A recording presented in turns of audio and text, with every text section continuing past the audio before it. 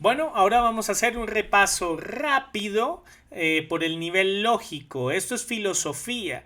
Vamos a hablar de dos aspectos importantes. Hablaremos sobre la importancia de hacer preguntas y también hablaremos sobre la importancia de reconocer falacias lógicas. Y por las falacias lógicas haremos un breve repaso flash, pero no te preocupes que si quieres profundizar más en estos temas filosóficos, tenemos un curso de más de 10 semanas sobre filosofía, lógica y fe que invito a que tú tomes para que te prepares en este tema lógico, más bien filosófico, si te interesa. Entonces comencemos por esta travesía. La importancia de hacer preguntas. Y Mateo 22, 36, 39 nos muestra algo muy lindo, muy importante. Y es, Maestro, ¿cuál es el gran mandamiento en la ley? Y Jesús le dijo, amarás al Señor tu Dios con todo tu corazón y con toda tu alma y con toda tu mente. Este es el primer y gran mandamiento. Y el segundo es semejante, amarás a tu prójimo como a ti mismo. Y aquí hay algo bastante importante, y es que vemos que el evangelista narra aquí esta historia de Jesús y vemos cómo Jesús nos enseña que debemos amar a Dios con todo nuestro corazón, con todas nuestras emociones, ¿verdad? Y eso lo vemos cada domingo en la iglesia. Hay quienes saltamos, brincamos, aplaudimos, aleluya, gloria a Dios, hermoso todo, ¿verdad? Con toda nuestra alma también, pero a veces nos quedamos cortos con nuestra mente. ¿Qué quiero decir? Que hoy en día oramos sin entendimiento. Alabamos sin entendimiento. Te sorprenderá cuántas canciones heréticas se cantan un domingo en la iglesia. Yo te invito a que este domingo que te vas a congregar, espero que te congregues porque un apologista que no se congrega simplemente no es apologista, prácticamente predica pero no aplica. Te invito a que este domingo, cuando estés escuchando la alabanza, prestes mucha atención a lo que se está cantando y pregúntate, ¿es bíblico esto? Si notas algo extraño, busca a tu pastor y dile, pastor, yo creo que esta canción no la deberíamos cantar porque no es bíblica. Pero ve con el sustento bíblico, ¿ves? Porque por eso es tan necesario usar la Biblia, el uso de la Biblia en la vida del apologista. Cuando estés orando, escucha las oraciones. ¿Qué es lo que están diciendo? Arrebato y declaro y decreto y le arrebato las bendiciones a Satanás. Oye, si oran de esa manera, créeme, no es por ahí. Bien, entonces hay que orar, hay que alabar con entendimiento. Hay que tener fe con entendimiento. Lo hemos visto a lo largo de este curso. Creo en Dios, claro, y hay razones suficientes para creer en Dios. Creo que Jesús resucitó entre los muertos, claro, y tenemos razones suficientes para creer que la tumba está vacía. Creo y me someto a la Biblia y creo que la Biblia es confiable, claro, y tenemos razones suficientes para creer que la Biblia lo es. Pero no olvidemos también ese segundo mandamiento que es semejante al primero, amar a tu prójimo como a ti mismo. Así que deja de lado la prepotencia y la arrogancia, porque también vemos muchos apologistas que miran por encima del hombro. Como que, ¿quién eres tú? ¿Y por qué me haces esas preguntas? Eres un tonto por hacer esas preguntas. O te mira, ¿quién eres tú para acercarte? Yo soy el apologista. Yo no necesito congregarme porque yo lo sé todo. Yo me preparo. Yo soy un profesor. Yo soy un maestro. ¿Para qué me congrego? ¿Para escuchar del predicador lo que yo ya sé? Mucho cuidado con eso. Ama a tu prójimo como a ti mismo. Consejos básicos que les puedo dar inicialmente. Entiende el cristianismo. ¿Recuerda las frases que te dije que te grabaras? Conoce la fe que defiende antes de comenzar a defenderla. Ten debates formales.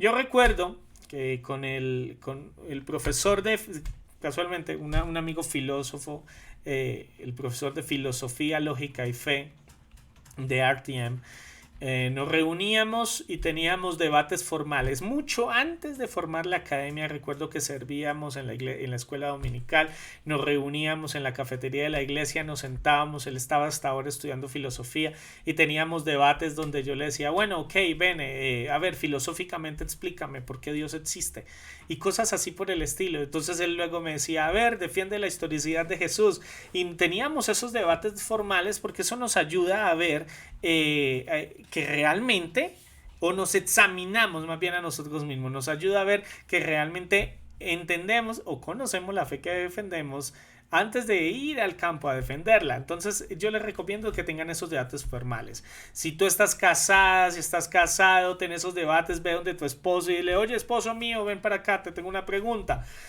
¿Tú crees en Dios? Sí, mi amor. Ok, ¿por qué? O llama a tu esposa y dile, oye, cielo, o como le digas, ¿tú crees en Jesús? Sí, claro. Ah, bueno, ¿y por qué? ¿Por qué creer en Jesús y no en Mahoma? Esos debates formales es bueno. Ahora, bueno, esto no es causal de divorcio, no. Ahora de que después me digan que tuvieron un problema allá en la casa por mi culpa. No, tengan esos debates cordiales y formales, que es bastante interesante. Busquen a sus pastores y también les pueden hacer estas preguntas.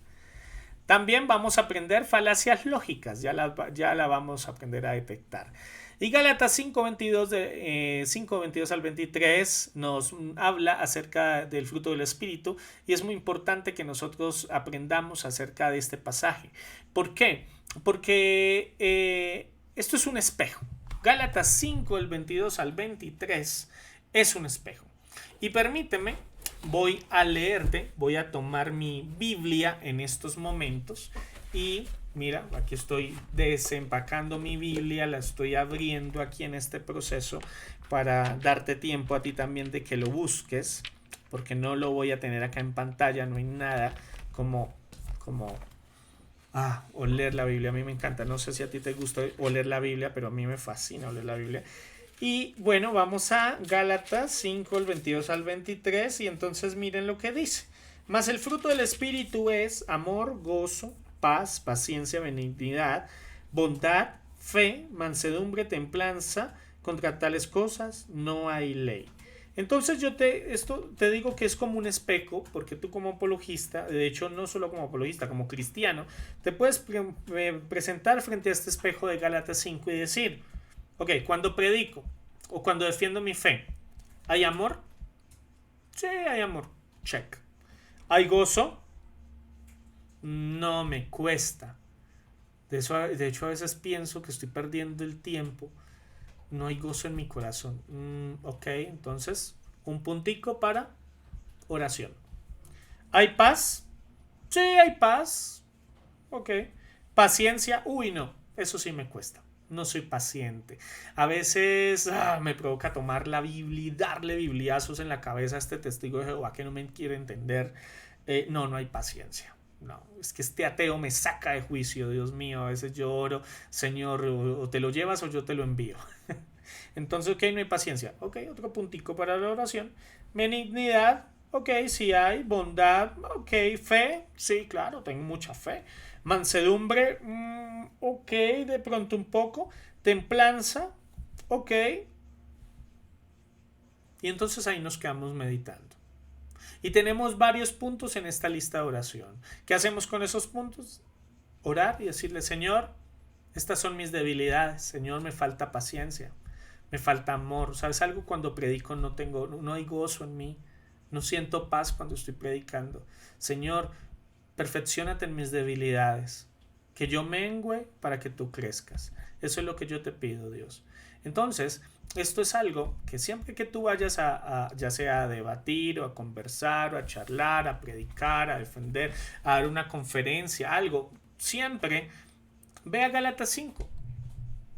Cada semana si es necesario, hazlo. Bien, y te digo que vas a ver cómo el Señor va a obrar en tu vida de una manera sorprendente.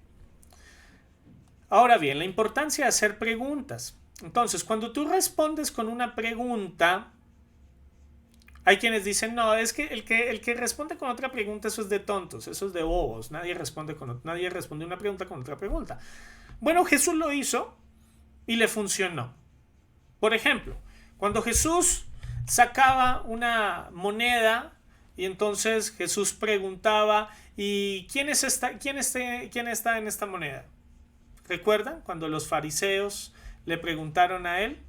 Bueno, den al César lo que es del César y den a Dios lo que es de Dios, respondió Jesús. Y a Jesús frecuentemente le hacían a él muchísimas preguntas y Jesús respondía con otras preguntas. Así que responder con otra pregunta no es algo de tontos, no es algo de bobos, es algo realmente de inteligentes y ya lo veremos. Por ejemplo, cuando a Jesús le preguntas, esto lo encuentras en Lucas 18, 18 al 19, cierto dirigente le preguntó: Maestro bueno, ¿qué tengo que hacer para heredar la vida eterna? ¿Por qué me llamas bueno?, respondió Jesús. Nadie es bueno sino Dios.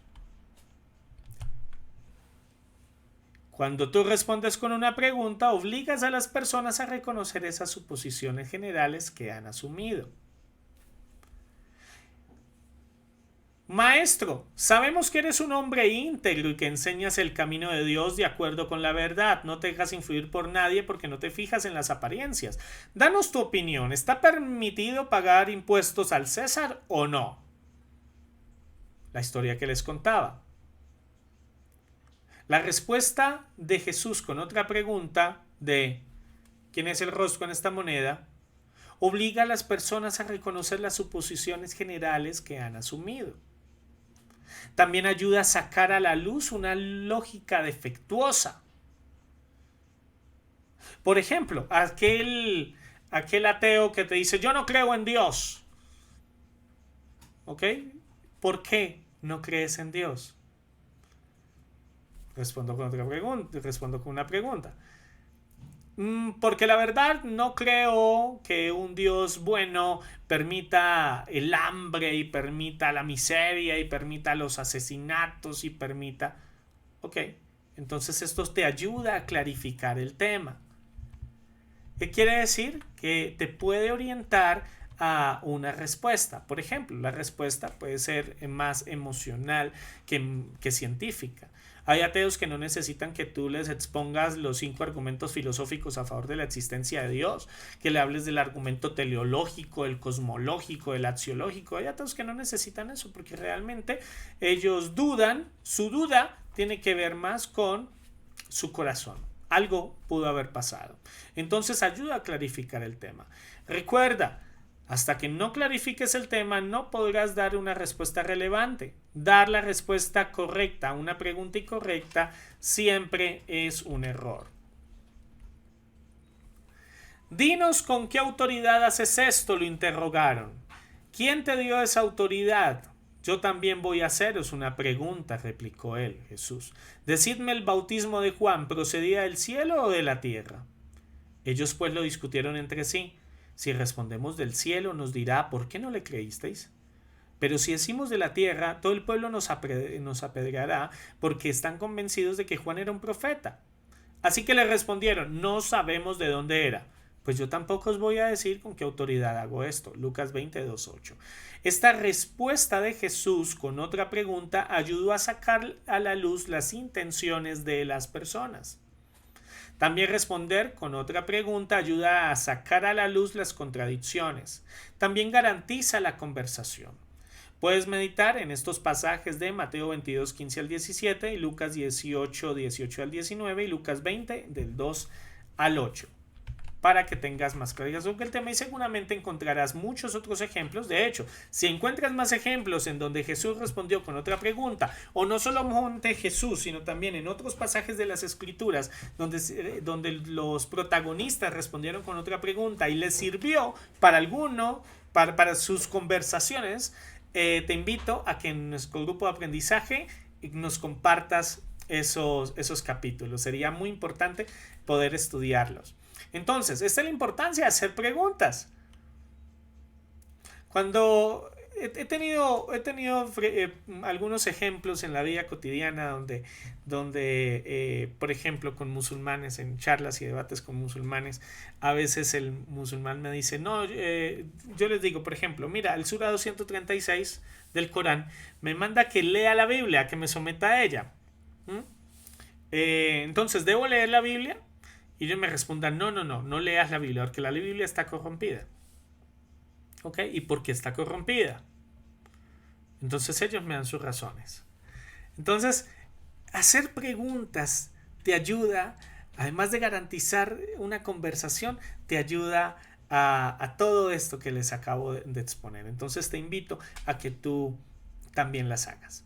Ahora vamos a hacer un resumen de las falacias teológicas que existen y con algunos ejemplos prácticos. Tenemos, por ejemplo, las falsas dicotomías.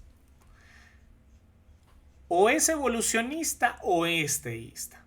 O crees en la religión o crees en la ciencia. O crees en Dios o crees en la ciencia. Solo se nos ofrece una serie de opciones cuando en realidad existen más. Pendientes resbaladizas.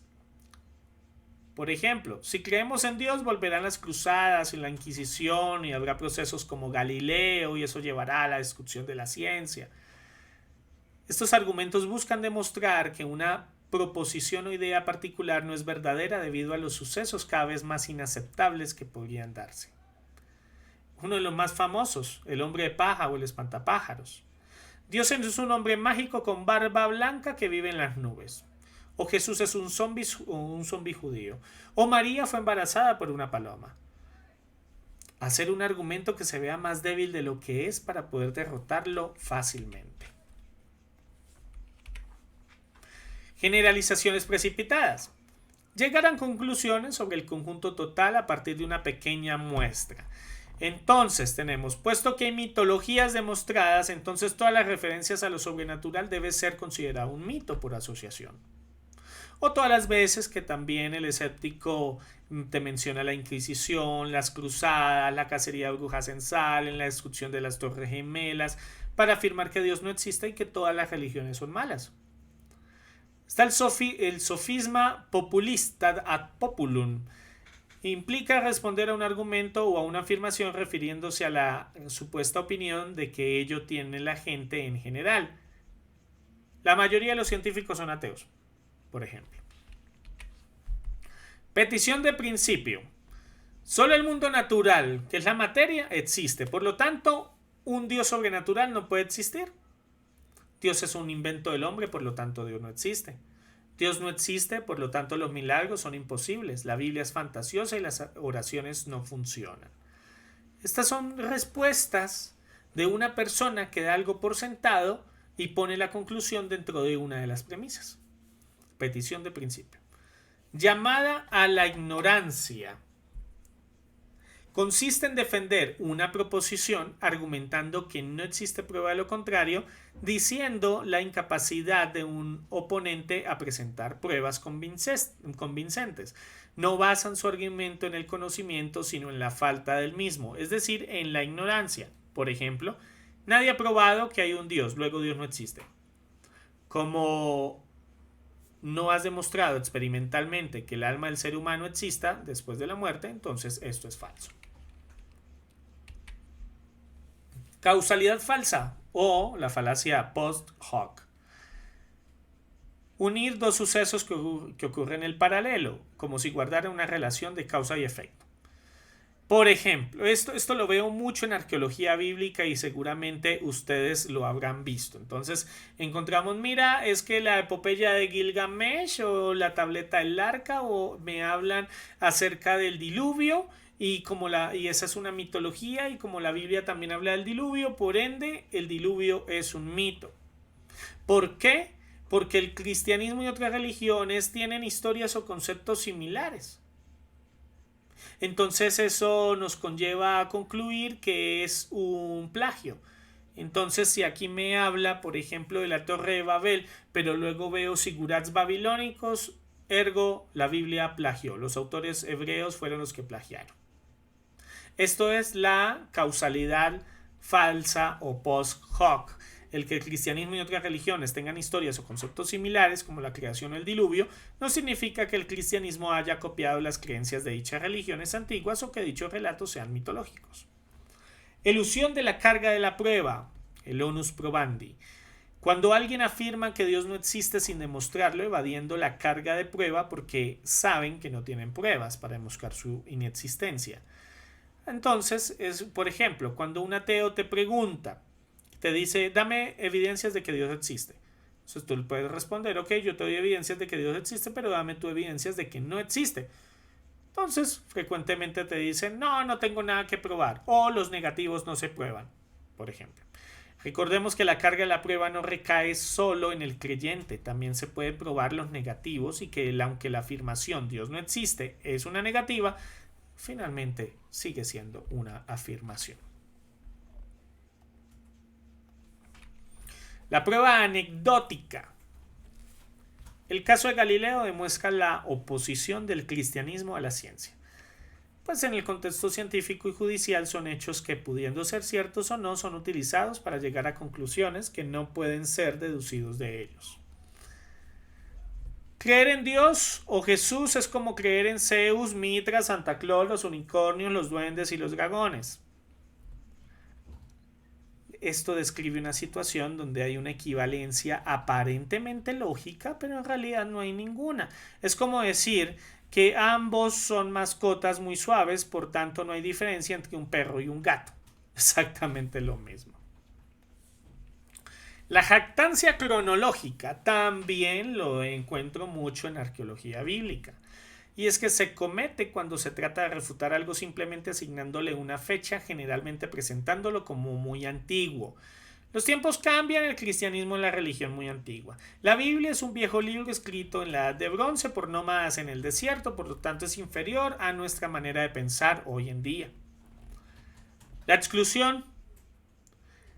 Se insiste en la maldad del teísmo y la religión, esquivando elementos positivos como hospitales, organizaciones humanitarias, escuelas, universidades, científicos, etc. Discuten como si estas aportaciones muy positivas no existieran. Esto lo vimos en el módulo de nuevo ateísmo y cientificismo, ¿recuerdan?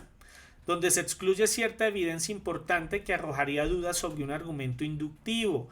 Se insiste en esa maldad del teísmo, lo vimos, pero se excluye, por ejemplo, la maldad que ha generado el ateísmo, que ha sido mucho mayor que la de la misma religión. El relativismo también lo vimos, relativismo posmoderno, por ejemplo, que consiste en afirmar que una postura puede ser verdad para unos, pero es falso para otros cuando se hace la afirmación absoluta de que no hay afirmaciones absolutas. Por ejemplo, decir que el cristianismo es la única religión verdadera es arrogante porque no hay tal cosa como verdades absolutas.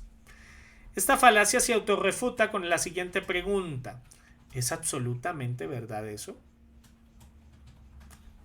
La importancia de hacer preguntas, ¿recuerdan? Repetición, ad nauseam. Se argumenta a favor de un enunciado mediante su prolongada reiteración por una o varias personas, aunque éste se ha refutado una y otra vez. Su estructura funciona de la siguiente manera: X afirma Y. Y se repite constantes veces en la conversación, por lo tanto, Y termina volviéndose verdadero. Repites y repites y repites y repites la misma afirmación hasta que finalmente te convencen, oye. Ningún auténtico escocés, me encanta. Esto data, la acuñó Anthony Flew, ex ateo, por cierto. En su libro de 1975, él se refiere a un argumento que toma la siguiente forma. A. Ningún escocés pone azúcar en la avena del desayuno. B. Pero a mi tío Angus, que es escocés, le gusta hacerlo. A. Ah, sí, pero ningún escocés auténtico pone azúcar en su avena. Un ejemplo más práctico. Si C.S. Lewis y Anthony Flew dejaron el ateísmo es porque nunca fueron verdaderos ateos. Si Joaquín Mauricio Moya dejó el ateísmo es porque él nunca fue un verdadero ateo. Argumento contra el hombre, ad hominem. Intentos de minar la veracidad de una idea atacando a la persona que propone dicha idea, y esto en redes sociales se ve por montón. Entonces tú, Marta, dices que crees en Dios, pero es porque eres una creyente ignorante, fanática, analfabeta, adoctrinada, tonta, etc. Esto lo vemos mucho en redes sociales. Cuando ante la falta del argumento, ataquemos al hombre. Al argumento del silencio, el non sequitur. Es un argumento en el cual la conclusión no se deduce, es decir, no se sigue de las premisas. La primera afirmación debemos aceptarla como verdad. No se sigue que la segunda lo sea. Lo que tiene materia existe. Dios y el alma no tienen materia, por lo tanto no existen. Pero en los demás evangelios no se menciona Salomé en el sepulcro de Jesús, por ende la Biblia se contradice. O los historiadores de los tiempos de Jesús nunca escribieron sobre algunos sucesos registrados en la Biblia, por ende nunca ocurrieron. Argumento de autoridad también se comete mucho en redes sociales. Consiste en defender algo como verdadero porque quien es citado en el argumento tiene autoridad en la materia. Richard Dawkins dice que la creencia en Dios es un meme que se extiende como un virus. Los científicos no creen que Dios sea necesario. Stephen Hawking era ateo, por ende el ateísmo es más razonable que el cristianismo, etcétera, etcétera. Pero bueno, muchos de estas falacias que acabo de mencionar, que de hecho son muy conocidas en el mundo escéptico, también son cometidas en el cristianismo, ¿sabes? Dejaré que tú pienses, repases estas y me cites algunas. Y me digas, oye, mira que en el cristianismo también he visto mucho esta falacia. Ok, es por eso que también necesitamos la Biblia, es decir, no, para no caer en esta clase de falacias, ¿no? Ya hablamos incluso, algunas de estas falacias fueron mencionadas en los anteriores módulos. Bueno, sigamos. El equívoco o antanaclasis, que es el uso engañoso de un término con más de un significado o sentido, sin aclarar qué significado se pretende emplear en un momento determinado. Muchos ateos no hacen diferencias entre las religiones como el Islam y el cristianismo, sino que insisten en tratar a todas las religiones como irracionales, supersticiosas y anti-científicas. Estas generalizaciones son injustas y engañosas. Falacia genética o circunstancial, que es rechazar una idea con base a su origen. Esto también es bastante popular. Entonces dice, si hubieses nacido en América serías un cristiano, si hubieses nacido en la India serías un hindú, si hubieses nacido en Arabia Saudita serías un musulmán, por lo que no hay razón para creer en el Dios judeo-cristiano. Esto lo dijo Richard Dawkins. Pero bueno, yo era ateo y nací en América. Y entonces ahí cómo juega la cosa. Y si tú eres un ateo que nació en Arabia Saudita, ¿ves cómo hacer una pregunta saca a la luz una lógica afectuosa? Ok. Apelar a las emociones, el ad passionis, también muy usado. Se trata de manipular las emociones del oponente o del público en lugar de usar argumentos válidos. Se suele usar la fuerza, la compasión, las consecuencias o la popularidad. Por ejemplo, ¿cómo puedes creer en Dios cuando hay niños hambrientos en África? ¿Cómo puedes creer en Dios si castiga a los malos en el infierno? También se suele presentar argumentos del oponente de manera tal que parezcan ridículos o irrisorios. Esta también es una falacia que se conoce como el reductio ad ridiculum. Puedes clamar a Dios que Dios existe todo lo que quieras. La posición teísta sigue siendo ilógica y risible. Y por último tenemos las contradicciones. Y esto no necesitamos explicarlo porque todos sabemos que es una contradicción y la hemos escuchado, que es cuando una afirmación no satisface sus propias condiciones de racionalidad y veracidad. Yo sé que hasta este punto estás de información así, ¿cierto? Como que no, ¿y cuándo me voy a aprender todas estas falacias lógicas? Y su significado es, no, a veces no necesitas ni siquiera aprenderte el significado, basta solamente con que las reconozcas. Por eso te cité varios ejemplos. Entonces, a cuando tú reconoces una falacia lógica, ¿para qué te ayuda? Una falacia significa engaño. Entonces, nuevamente te pregunto, ¿para qué sirve detectar un engaño? Dejaré que tú respondas esa pregunta. Entonces, es importante que entiendas que el cristianismo es fe, pero es una fe razonable.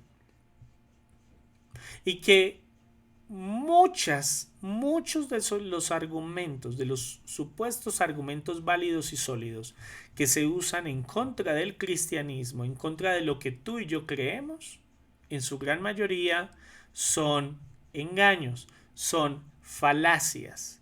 Y es necesario que aprendamos a reconocerlas para asimismo poder brindar una respuesta.